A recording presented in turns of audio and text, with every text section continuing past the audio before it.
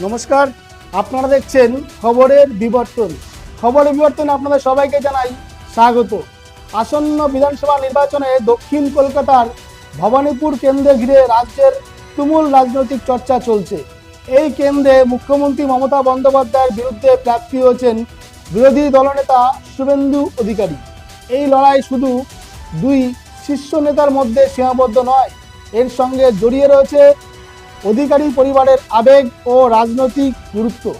বিশেষ করে শুভেন্দু অধিকারীর পিতা প্রবীণ রাজনৈতিক শিশির অধিকারী, তার নজর এখন ভবানীপুরের দিকে।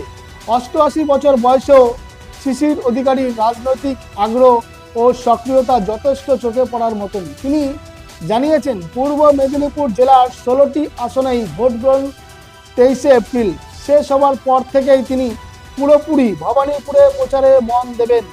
24শে এপ্রিল থেকে তিনি সরাসরি সেখানে গিয়ে প্রচারে অংশ নেবেন। তবে শুধু প্রচারেই থেমে থাকতে চান না তিনি, ভবিষ্যৎ পরিকল্পনা স্পষ্ট করে দিয়েছেন শিশির অধিকারী। তার বক্তব্য, যদি ভবানীপুরের মানুষ শুভেন্দু অধিকারীকে জয়ী করেন তাহলে তিনি নিজেই ওই এলাকায় একটি বাড়ি কিনে সেখানে একটি বিধায়ক কার্যালয় গড়ে তুলবেন।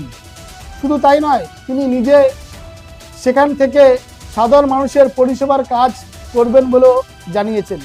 শিশির অধিকারী বলেন, তাদের পরিবার দীর্ঘদিন ধরেই মানুষের প্রতিনিধি হিসাবে কাজ করে আসছে।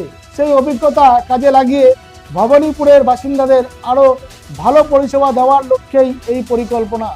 উল্লেখযোগ্যভাবে এবার নির্বাচনে অধিকারী পরিবারের আরও এক সদস্য শুভেন্দু অধিকারীর ভাই দিব্যেন্দু অধিকারী এগরা কেন্দ্র থেকে প্রার্থী হয়েছেন। ফলে পুরো পরিবার এই নির্বাচনে গুরুত্বপূর্ণ ভূমিকা নিচ্ছে।